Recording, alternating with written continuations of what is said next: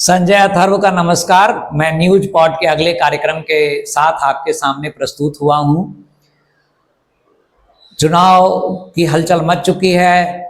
घोषणा तिथि की होते ही सारे दलों में हर विधानसभा क्षेत्र से कौन हमारा उम्मीदवार होगा इसकी रस्साकसी चल रही है, सीट शेयरिंग पे बात चल रही है।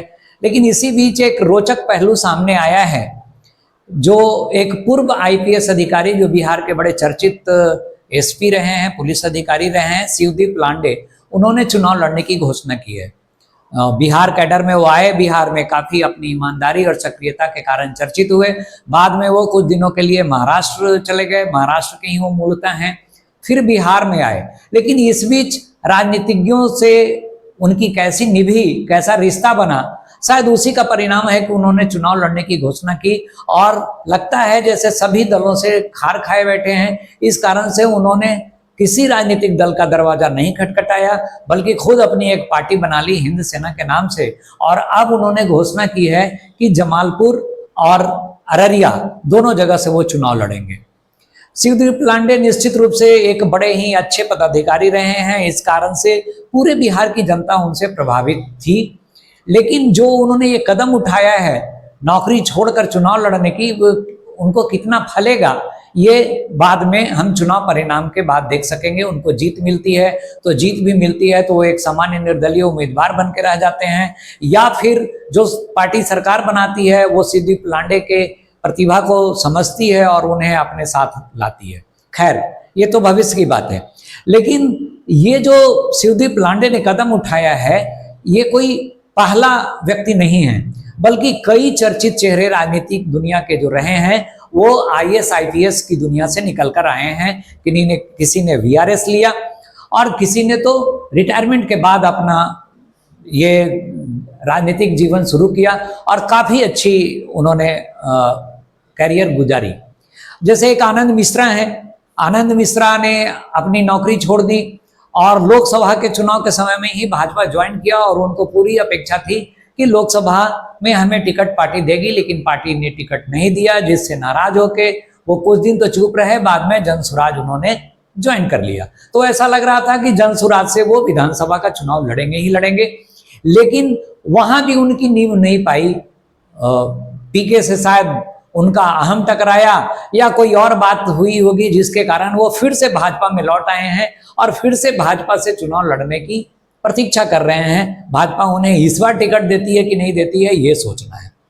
लेकिन हम जब ये चर्चा कर रहे हैं तो हमारे मस्तिष्क में कई नाम ऐसे आ रहे हैं जो राजनीति क्षेत्र के बड़े ही चर्चित चेहरे रहे हैं। जैसे कि अभी वर्तमान केंद्र की सरकार में जयशंकर, वो विदेश सेवा में थे और वहां से फिर उन्होंने नरेंद्र मोदी ने उन्हें पसंद किया और उन्होंने नरेंद्र मोदी के साथ आने का निश्चय किया और लगातार उनके साथ वो विदेश मंत्री के रूप में बहुत अच्छा कार्य कर रहे हैं। देश की जो विदेश में छवि बनी है उसमें जयशंकर जी की भूमिका बहुत अच्छी मानी जा रही है। वो कह लीजिए कि मोदी के मंत्रिमंडल के नवरत्न में गिने जा रहे हैं। इसके पहले भी अगर हम जाएं तो मणिशंकर अय्यर जैसे नेता आए हैं। उधर से अजीत जोगी जो छत्तीसगढ़ के प्रथम मुख्यमंत्री थे वो आए हैं। मीरा कुमार लोकसभा की अध्यक्ष रही और भी काफी चर्चित रही। निखिल कुमार पूर्व आईपीएस अफसर रहे हैं, हमारे औरंगाबाद के रहे हैं। जिस क्षेत्र में हम रहते हैं वहां से उन्होंने चुनाव भी लड़ा है, हालांकि चुनाव वो हार गए। और साथ ही साथ वो राज्यपाल भी रहे और काफी अच्छा व्यक्तित्व रहा है उनका। और कह लें कि राजनीतिक परिवार से वो आते थे और राजनीतिक परिवार बिहार के प्रथम परिवारों में गिना जाता है। एक उनके पिता खुद यहाँ के मुख्यमंत्री भी रहे, सत्येंद्र नारायण सिन्हा। उनके पिता अनुग्रह नारायण सिन्हा रहे, जो देश की आजादी के बाद का जो पौध है उसके सबसे मुखर स्तंभ रहे हैं और मुख्य स्तंभ रहे हैं। अगर उस समय की बात करें हम तो श्री बाबू और अनुग्रह बाबू के बाद ही कोई कांग्रेस में था। तो इस तरह से अगर हम देखते हैं तो बहुत सारे ऐसे चेहरे हैं जो आईएएस आईपीएस। अभी एके मिश्रा हैं उत्तर प्रदेश में, जो गुजरात कैडर के थे, नरेंद्र मोदी से वहां टच में आए और उन्होंने वीआरएस लेके और ज्वाइन किया है और अभी उत्तर प्रदेश में सक्रिय भूमिका में है। राजकुमार सिंह, जिनको आर के सिन्हा के नाम से हम लोग जानते हैं, वो आपको पता है वो मंत्री रहे और अभी पिछला चुनाव वो लोकसभा में हार गए।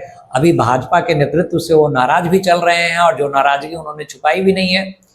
तो ऐसे कई चेहरे रहे जिन्होंने भारतीय राजनीति को भी ये किया, लेकिन प्रकाशित किया या कहिए कि प्रकाशवान बनाया, तेजवान बनाया। लेकिन कुछ ऐसे भी रहे जो राजनीति के द्वारा ठगे गए। उसमें अगर हम शीर्षस्थ नाम ले तो गुप्तेश्वर पांडे जी का, नीतीश कुमार के काफी नजदीक, पुलिस विभाग के वो यहाँ प्रमुख पदों पर रहे, डीजीपी रहे और साथ में नीतीश कुमार के नजदीक होने के कारण उन्होंने राजनीति में आने का निर्णय लिया, लेकिन उनको टिकट नहीं मिला और टिकट नहीं मिलना वो झेल नहीं पाए।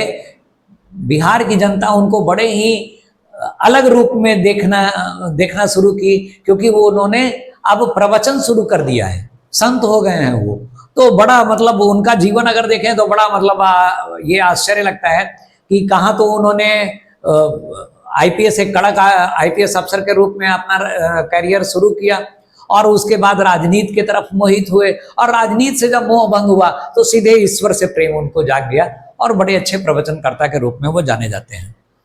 कुछ ऐसे भी चेहरे रहे जो आईपीएस रहे, बहुचर्चित रहे, राजनीतिक पार्टियों ने उन्हें अपने साथ जोड़ने की कोशिश की, लेकिन उन्होंने राजनीति को हे दृष्टि से देखा। अगर इसकी बात करें तो हम नाम ले सकते हैं कुणाल जी का, जो एक बहुत चर्चित एसपी रहे, लेकिन जब यूनिवर्सिटी के वीसी बनाए गए तो उसके बाद उन्होंने वहाँ का जो व्यवहार देखा उसको छोड़ दिया और फिर महावीर मंदिर, उनका ही इस तरह का योगदान रहा है कि आज महावीर मंदिर महावीर कैंसर हॉस्पिटल के नाम से जाना जाता है। और कुणाल जी पूरे बिहार में आदरणीय हैं और जब तक रहे तब तक अयोध्या में राम मंदिर के आंदोलन का भी उन्होंने बड़ी अच्छी वकालत की, बड़ा अच्छा से पक्ष रखा। मतलब कुणाल जी को भी भूला नहीं जा सकता है अपने कैरियर, पुलिस जीवन के कैरियर के बाद भी जो उन्होंने भूमिका निभाई। वैसे ही अगर हम दूसरे ये बात करें तो फिर उसके बाद अभ्यानंद जी जो अभी हैं भी और लगातार राजनीतिक दुनिया के भ्रष्टाचार से या प्रशासनिक दुनिया के भ्रष्टाचार से खिंचे नजर आते हैं और लगातार अपनी प्रतिक्रिया दे रहे हैं। पिछले लोकसभा चुनाव में जहानाबाद से उनको टिकट मिलने की बहुत चर्चा गर्म हुई, लेकिन उन्होंने मना कर दिया क्योंकि वो राजनीति को उस तरीके से नहीं देखते जैसे कि बाकी अन्य आईपीएस अफसरों ने देखा। उनको लगा कि राजनीति में हम जाएंगे तो निश्चित रूप से हमारा छीछा लेदर होगा और हम वो नहीं कर पाएंगे जो करना चाहते हैं। कुल मिला के अगर हम देखें इन आईएएस अफसरों, आईएफएस अफसरों या आईपीएस अफसरों का, तो लगता ऐसा है कि दो भाव उनके अंदर आता है।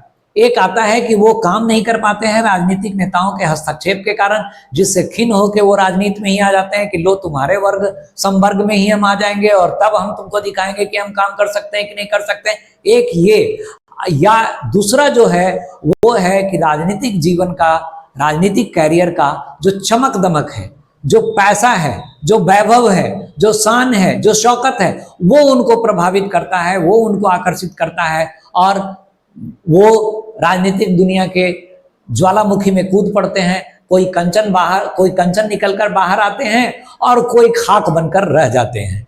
बस इन्हीं बात के साथ मैं अपनी बात खत्म करता हूं। आपसे एक गुजारिश करता हूं कि हमारे जो न्यूज पॉट का पेज है, फेसबुक पेज, उसको लाइक करें, कमेंट करें।